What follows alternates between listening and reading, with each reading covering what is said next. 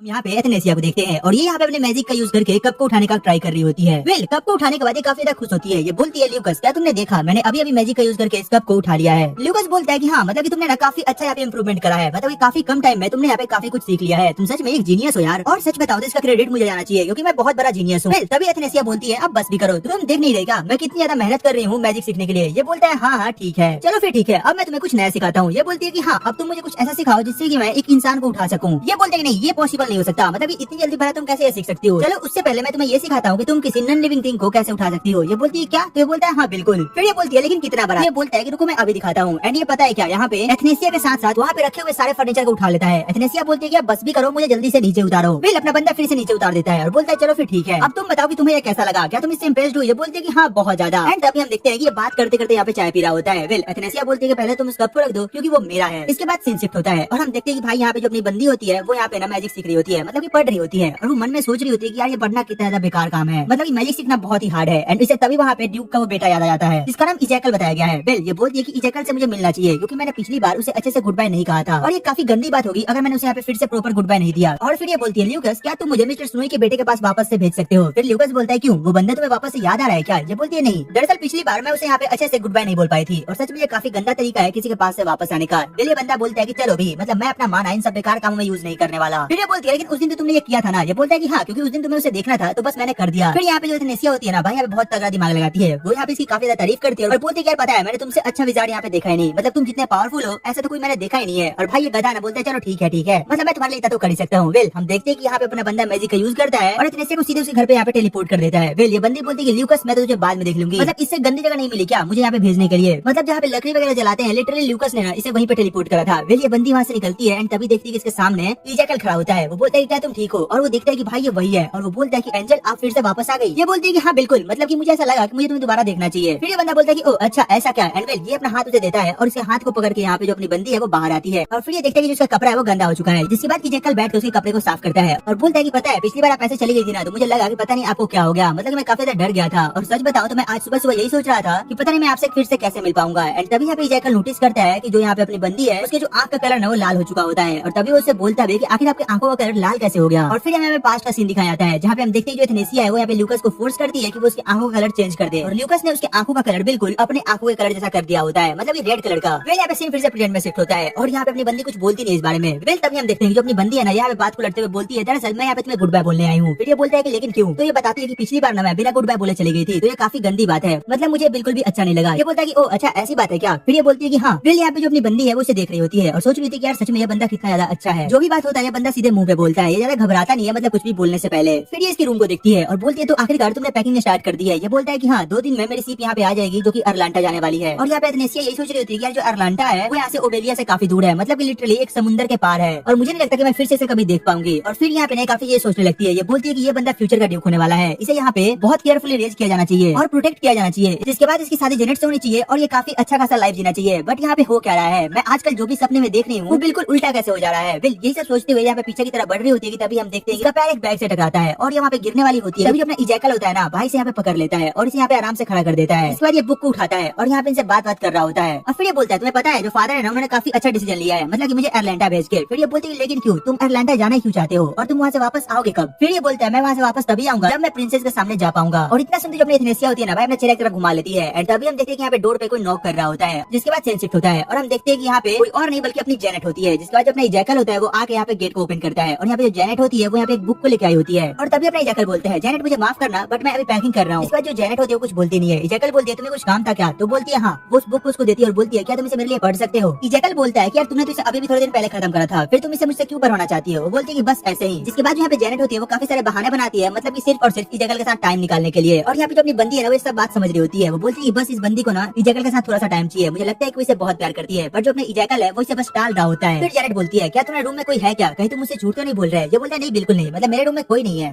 फिर ये बोलती है क्या तुम मेरे साथ यहाँ पे रोज गार्डन में चलना पसंद करोगे, मतलब मैं तुम्हारे साथ वहाँ पे घूमना चाहती हूँ। फिर ये बोलता है कि अच्छा ठीक है मैं अभी आता हूँ, तुम बाहर ही रुको, मैं अभी खिड़की को बंद करके आ रहा हूँ। इसके बाद ये गेट को बंद करता है और जो अपनी बंदी है वो बोलती है तो जाओ वो तुम्हारी वेट कर रही है। इसके बाद सीन शिफ्ट होता है और हम देखते हैं कि अभी जो इजैकल है वो जेनेट के साथ घूमने के लिए चला जाता है और यहाँ पे जो एथनेसिया है वो इन्हें देख रही होती है और वो सोच रही होती है जेनेट है वो मेरे ड्रीम में ऑलरेडी अपीयर हो चुकी है, वो बहुत ही ज्यादा सुंदर है और बिल्कुल एक एंजल की तरह है। और जो उसकी मदर थी वो मेरे पापा की फॉर्मर फियांसे थी, बट जो उसकी मदर थी ना उसने मेरे पापा से एंगेजमेंट तोड़ दी थी क्योंकि उसको ऐसा लगा था कि जो मेरे पापा है वो यहाँ पे प्रिंस नहीं है और उसकी वजह से वो कभी राजा नहीं बन पाएंगे और इसी की वजह से उन्होंने यहाँ पे एंगेजमेंट तोड़ दी थी। बट जब बाद में फिर पापा को राजा बनाया गया तो जो जेनेट है उसकी मदर को यहाँ पे काफी रिग्रेट हुआ और उसने पापा के पास आने की बहुत कोशिश की, बट जो पापा है उन्होंने उसे दूर कर दिया। इसके बाद काफी दिन बीत गए और उसने एक बेटी को जन्म दिया जिसका आंख बिल्कुल मेरी तरह था और वो चाइल्ड कोई और नहीं बल्कि जेनेट थी। और फिर हमें बताया जाता है कि दरअसल ड्यूक एल्फस ने जेनेट को काफी पाल पोस के बड़ा करा है और आगे चल के जो जेनेट है वो मेरे पापा के नजरों में आती है और पापा उसे काफी ज्यादा मानते हैं। एंड वेल यहाँ पे जो सीन है वो वापस से प्रेजेंट में शिफ्ट होता है और बोलती है कि मुझे उसे हेट करना चाहिए, लेकिन पता नहीं क्यों मैं उसे हेट नहीं कर पा रही हूँ। एंड तभी यहाँ पे पीछे से ल्यूकस आता है और उसे देखकर ना जो अपनी बंदी है वो काफी ज्यादा घबरा जाती है और भाई ल्यूकस तो इससे ज्यादा घबरा जाता है। वो लिटरली छटक के काफी दूर जाता है और बोलता है कि आखिर वो लड़की कौन है। अपनी बंदी कुछ बोलती नहीं है, वो बोलता है कि नहीं मैं उस लड़की की बात नहीं कर रहा, वो लड़की कौन है। फिर ये बताती है कि अच्छा वो कोई और नहीं बल्कि जेनेट है। फिर ये बोलता है क्या वो एक चिमेरा है। ये बोलती है कि क्या चिमेरा, तो बोलता है हाँ। फिर यहाँ पे ल्यूकस बताता है कि वो बच्चे जो कि ब्लैक मैजिक से अल्टर्ड होते हैं उसे हम चिमेरा कहते हैं। फिर इसके बाद हम देखते हैं कि ये दोनों मिलकर यहाँ पे फॉलो करने लगते हैं और यहाँ पे जो अपनी बंदी होती है वो मना करती है कि ल्यूकस से काफी गंदी बात है, मतलब किसी का प्राइवेसी को हम लोग यहाँ पे फॉलो कर रहे हैं, तुमने काफी गंदे आदमी हो। बट ल्यूकस यहाँ पे अपनी मैजिक का यूज करता है और बोलता है देखो अब वो ना हमें देख नहीं पाएंगे तो हम आसानी से उन्हें फॉलो कर पाएंगे। फिर यहाँ पे हम देखते हैं कि जो अपनी एथनेसिया है वो बोलती है देखो तुम काफी गंदा काम कर रहे हो, हम यहाँ पे एक स्टोकर की तरह बिहेव कर रहे हैं। ये बोलता है आप चुप करो और बस इनका पीछा करो, मुझे बस ये जानना है कि आखिर ये बंदी है कौन। वेल हम देखते हैं कि लोग इसका पीछा करना शुरू करते हैं और यहाँ पे जीनेट होती हुई जैकल से बात कर रही होती है और बात करते करते ये लोग हम देखते हैं कि भाई एक ऐसी जगह पे जाते हैं जहाँ पे एक पियोने रखा होता है और जैकल बोलता है कि अब मैं ये पियोने तुम्हारे लिए बजाने वाला हूँ और वो यहाँ पे बैठ कर पियानो को बजाने लगता है। फिर बोलता है कि आखिर तुम बताओ मैं इस पे क्या बजाऊं। वो बोलते है तुम जो बजाओगे मुझे वो सुनना है। वेल यहाँ पे जो जैकल होता है वो बजाना चालू करता है और जो जीनेट होती है वो उसे सुन रही होती है और उसे सुनते सुनते वो रोने लगती है। और यहाँ पे जो एथनेसिया होती है वो बोलती है पता नहीं क्यों बट ये रो रही है, शायद वो उससे बहुत ज्यादा प्यार करती है। और तभी अपना बंदा उठता है और बोलता है जीनेट क्या हो गया, तुम रो क्यों रही हो। वो बोलती है कि बस मैं तुम्हारे पियानो को ना बार बार सुनना चाहती हूँ। वो बोलता है कोई बात नहीं मैं यहाँ पे फिर से बजाता हूँ। वो बोलती है नहीं मैं नहीं चाहती कि तुम यहाँ से दूर जाओ। वो बोलता है कि तुम चिंता मत करो मैं यहाँ पे तुम्हें हर दिन लेटर लिखा करूंगा। वो बोलती है कि नहीं मैं बस तुम्हें यहाँ से दूर नहीं जाने देना चाहती। वो बोलता है कि अब मैं क्या कर सकता हूँ, ये मेरे फादर का डिसीजन है। वो बोलती है कि रुको मैं अभी जाके ड्यूक से बात करती हूँ, वो तुम्हें कहीं नहीं जाने देंगे। ये बोलता है नहीं ये मेरा भी डिसीजन है और वो यहाँ पे जीनेट को गले से लगा लेता है। जीनेट बोलती है तुम बात को समझ नहीं रहे, बस एक तुम ही हो जो कि यहाँ पे मुझे बहुत ज्यादा प्यार करता है और कोई नहीं। बट विल अपना बंदा यहाँ पे उसे सॉरी बोलता है एंड तभी यहाँ पे जो अपनी एथनेसिया होती है बोलती है पता नहीं क्यों बट मुझे अब अपने फादर से मिलने का मन कर रहा है। एंड तभी हम देखते हैं कि यहाँ पे ल्यूकस बोलता है चलो अब हमारा काम हो गया, मतलब कि हमें यहाँ पे रुकने का कोई फायदा नहीं है। बट यहाँ पे एथनेसिया यही सोच रही थी कि यार देखा जाए तो मैं और जो जीनेट है वो काफी हद तक एक जैसे हैं, मतलब हमें बचपन से पेरेंट्स का प्यार नहीं मिल पाया। यहाँ पे सीन शिफ्ट होता है और हम देखते हैं कि फाइनली ये दोनों वापस आ चुके होते हैं और जो अपनी एथनेसिया होती है वो दौड़ के अपने फादर के पास जाती है और उसे गले से लगा लेती है और बोलती है पापा मैं आपको बहुत देर से देखना चाहती थी और वो उसे गोद में उठाने को बोलती है। विल अपना बंदे से गोद में उठाता है और जो एथनेसिया होती है ना भाई से काफी जोर से हक कर लेती है और ये लोग आगे बात कर रहे होते हैं। विल इसका फादर बोलता है और बताओ तुम्हारा मैजिक कैसा चल रहा है। ये बोलती है मैं काफी मेहनत कर रही हूँ मैजिक सीखने के लिए और मुझे ऐसा लगता है कि मैं काफी सारे मैजिक सीख जाऊंगी। ये बोलता है कि ओ ये तो काफी अच्छी बात है। ये बोलती है कि हाँ बिल्कुल। फिर ये बोलते हैं कि देखो तुम कभी मैजिक सीखने पे गिव अप मत करना। ये बोलती है कि हाँ मैं ऐसा कभी नहीं करूंगी। फिर ये बोलती है फादर क्या आप मुझे प्यार करते हो। ये बोलता है हाँ बिल्कुल करता हूँ। फिर ये पूछती है क्या आप मुझसे हमेशा इतना प्यार करोगे। वो बोलता है कि हाँ बिल्कुल करूंगा, लेकिन आखिर तुम मुझे सब पूछ क्यों रही हो। वो बोलती है कि पता नहीं बस मुझे जानना था कि आप ऐसा करोगे या नहीं करोगे। वो बोलता है कि बिल्कुल करूंगा, मतलब मैं आखिर तुमसे प्यार क्यों नहीं करूंगा। इसके बाद सीन शिफ्ट होता है और हम यहाँ पे एथनेसिया को देखते हैं जो कि अपने रूम में बैठी होती है और यहाँ पे वो ड्रॉ कर रही होती है और वो यही सब सोच रही होती है कि यार पता नहीं अभी मेरे साथ क्या चल रहा है, मतलब मैं जो भी फ्यूचर देख रही हूँ वो पता नहीं कैसे चेंज हो जा रहा है और ये यही सब सोच रही होती है। तभी हम देखते हैं कि बाहर यहाँ पे लूकस बैठा होता है, बोलता है कि बस ये तो शुरुआत है, मैं बस देखना चाहता हूँ कि आखिर ये बंदी कितने लोगों का फेट चेंज करने वाली है। इसी के साथ ये एपिसोड यहीं पे खत्म हो जाता है। तो तुम कमेंट करके बताना कि तुम्हें एपिसोड कैसा लगा, इसकी एक्सप्लेनेशन कैसी लगी और हाँ अगर अच्छी लगी हो तो यार एक लाइक एंड सब्सक्राइब करना मत भूलना। तो चलो फिर मिलते हैं तुमसे एक और नई वीडियो एक और एक्सप्लेनेशन के साथ। तब तक के लिए टेक केयर, गुड बाय।